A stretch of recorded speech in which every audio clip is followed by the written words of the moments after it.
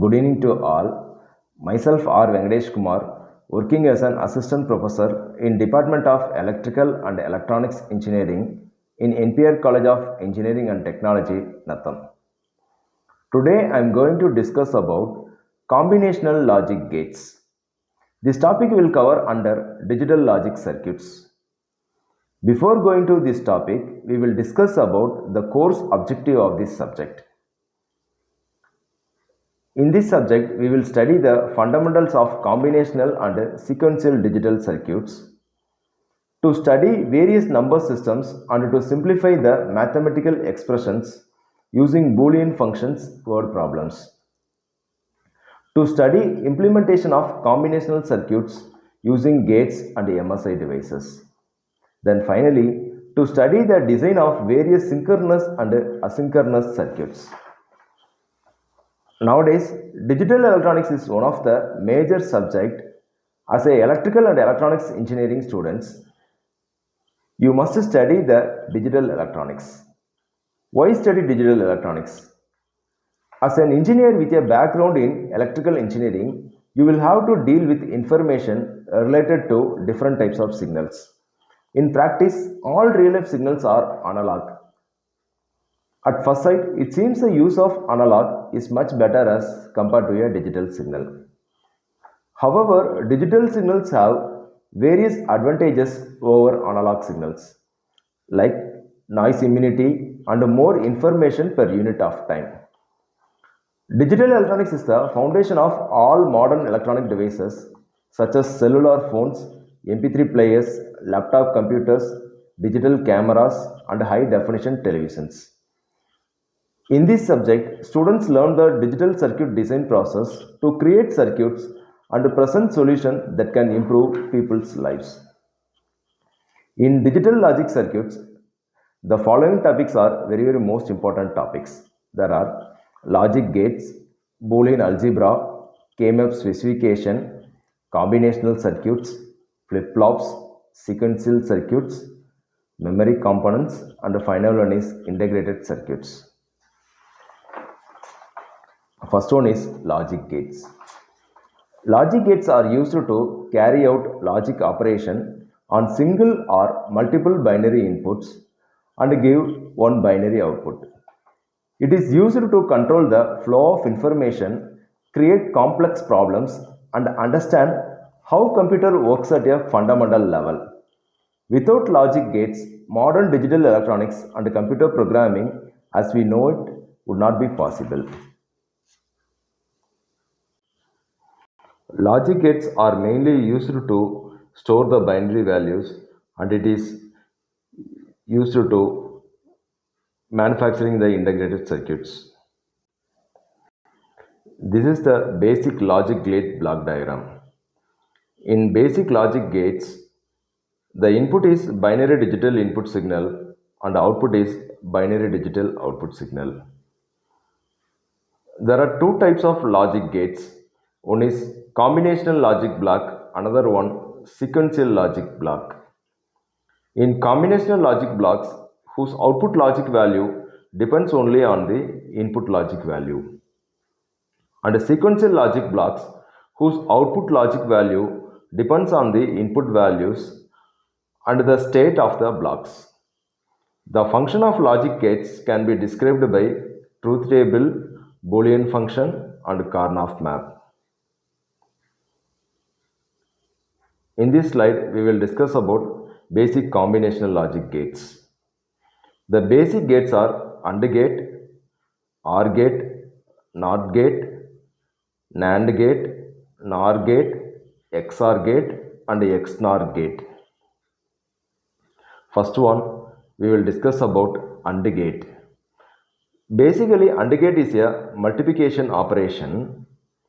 The function is x equal to a dot b or a multiply b. There is a two input variable, there are a and b, and one output variable x. Now we are going to truth table. A and b is a input variable and output variable is x. There is a two input variable, so we can give 4 input combinations. There are 0, 0, 0, 1, 1, 0 and 1, 1 combination. First one, I am giving 0 and 0. So, A value is 0 and B value is 0. 0.0 is equal to 0. So, the output value is 0 only. Then, I am giving A is equal to 0 and B is equal to 1. X is equal to A dot B. So, 0.1 is equal to 0. Then, third one, I am giving A is equal to 1 and B is equal to 0. 1.0 is equal to 0 only. Then finally, I am giving 1.1. 1.1 is equal to 1.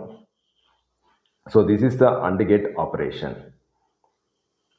The basic logic gates are used in shift registers, and the combinational logic gates are mainly used to manufacturing in IC process. Next one, we will discuss about OR gate. Basically, OR gate is a addition operation. The function is x equal to a plus b. Here two input variable a and b and one output variable x. Initially, I am giving a and b, both values are 0 and 0. X equal to a plus b. So 0 plus 0 is equal to 0.